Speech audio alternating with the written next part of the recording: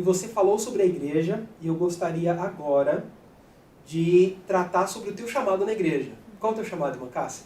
Eu sou presidente da Sociedade de Socorro da Estaca, Jaraguá. Há quanto tempo? Vai fazer 5 anos. 5 anos? É. Peraí, mas 5 anos?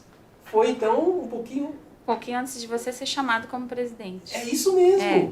Gente, então, ou seja, você está como presidente da Sociedade de Socorro da Estaca há mais tempo do que eu como presidente da Estaca. Sim. Olha aí, podemos trocar o papel então. Não. Né? Eu já falei pra você, Cássia, que no dia que você for presidente da Estaca, aí o negócio tá bem, aí a Estaca vai pra frente mesmo.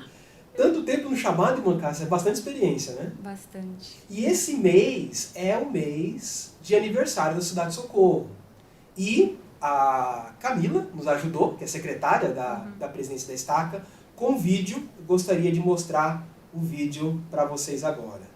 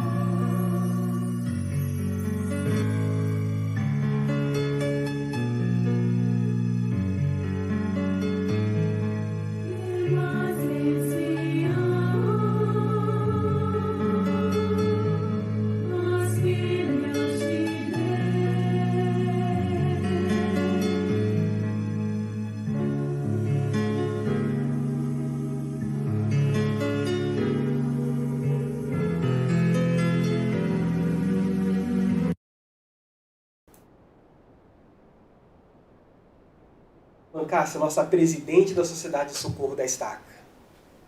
Esse mês você já coordenou um super sábado que as irmãs se divertiram. Você já coordenou um serão. Infelizmente eu não pude estar, eu estava num treinamento para presidentes de Estaca. Você já coordenou um serão, preparou esse vídeo e você já está cuidando das irmãs há bastante tempo.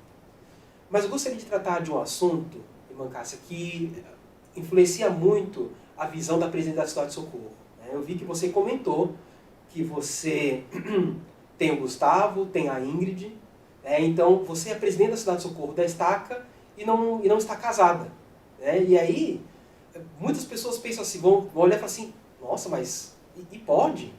Irmã Cassiana, você é a presidente da Sociedade de Socorro da Estaca, cuida dos seus 2 filhos, tem um chamado de tanta importância e não está casada. E pode, irmã Cassiana?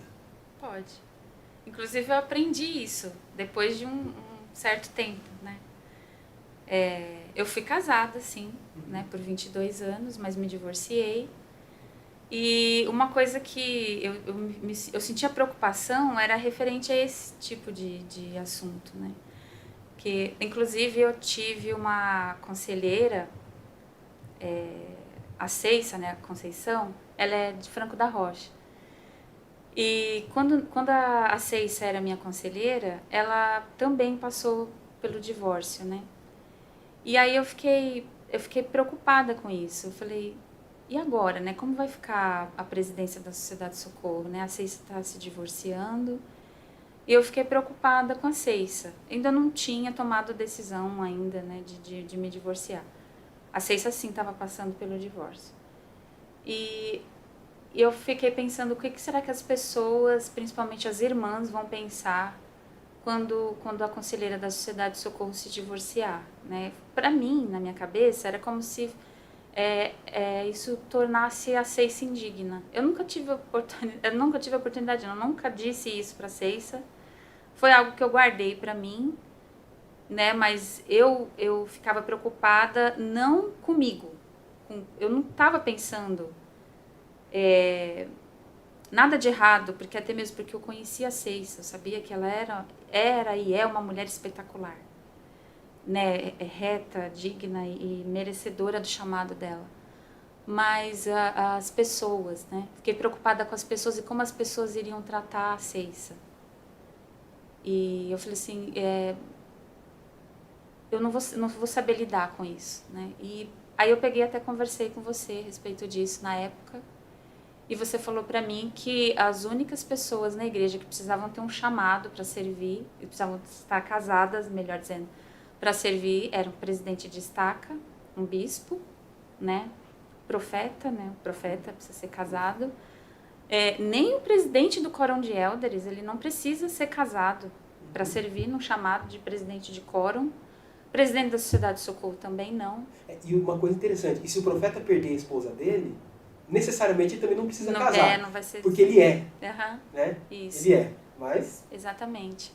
E aí eu me tranquilizei referente a isso, né? E aí logo que eu me divorciei também, você teve mais uma vez uma conversa comigo e falou assim, se você estiver preocupada por qualquer motivo, por causa do seu divórcio, e você achar que você deixa de ser digna de servir por causa disso, não se preocupe, né? Porque nada impede você de continuar servindo, mesmo tendo se divorciado. E aí eu falei, sim, então...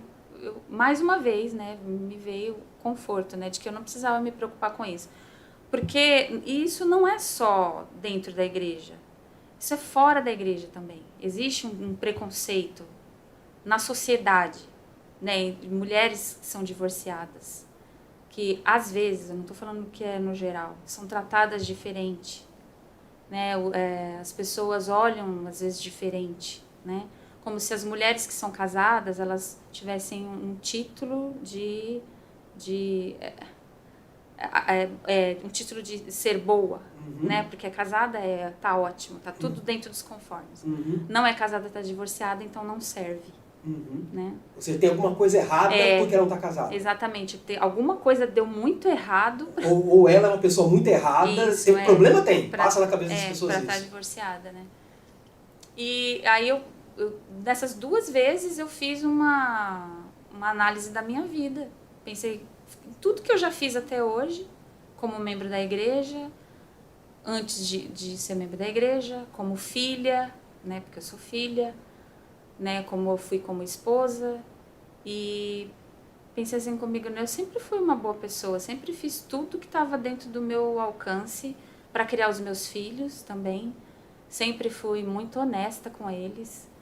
E foi uma coisa que eu trouxe da minha casa, que eu aprendi isso com a minha mãe, né? Minha mãe está assistindo agora, um beijo, mãe, eu amo você.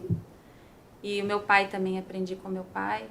E a minha mãe sempre me ensinou, desde a minha infância, que não importa o que a gente passe, né, dentro de um casamento, que a gente deve honrar os filhos da gente, né? E em primeiro lugar, se respeitar. Respeitar a si próprio e respeitar os filhos, né? Então ela falava assim, se de repente não der certo, você não tem que se envolver com o que não deve, nem fazer coisas que não deve, né, para querer ou se vingar por qualquer motivo, porque as coisas não estão andando bem dentro do casamento. Não, né? Você tem que se preservar, você tem que se amar, você tem que se respeitar e respeitar os seus filhos, né? Que foi o que ela fez a vida toda comigo e com os meus irmãos, né? Passou pelas dificuldades dela dentro do casamento, e eu vi isso, eu cresci vendo isso, as dificuldades que ela tinha, né? Meu pai sempre foi uma pessoa maravilhosa, mas ele tinha problema com bebida. Hoje em dia não mais, né? Ele tá sossegado, já é um senhor de 70 e poucos anos, né? E eles têm um casamento firme, né? Muito firme. Eu tenho 46 anos agora, eles têm 48 anos de casados, né? 2 anos depois que eles se casaram, eu nasci. E eles têm um casamento, assim, muito bom, né? Tanto que eu vejo que eles se amam muito, né? Eles demonstram amor uns pelos outros, um pelo outro. Meu pai, do jeito dele, meu pai é mais reservado, mais sério, mas ele demonstra amor por ela, e a minha mãe é mais aberta, mais expansiva, ela demonstra o amor dela por ele, né? Então eles estão sempre juntos. E ela falava assim, então, apesar de tudo que eu passei, das dificuldades que eu passei com seu pai, mas eu sempre pensava em vocês e pensava em mim, que eu precisava me dar o respeito, né? Então eu pensei nisso, pensando a respeito da minha vida, eu falei, eu fiz isso tudo. Então eu sou uma mulher digna de tudo que eu tenho, eu sou merecedora de tudo que eu tenho. Né, da minha recomendação para o templo, eu sou digna do meu chamado, eu sou digna de ter o respeito dos meus filhos, eu sou digna do meu trabalho, eu sou digna de tudo, né? Porque eu sou digna do amor de Deus também por mim, porque eu sempre me esforcei para fazer tudo direito. Não sou perfeita, mas sempre me esforcei. Se você gostou, deixe seu like, comente e compartilhe. E não esqueça de inscrever-se em nosso canal.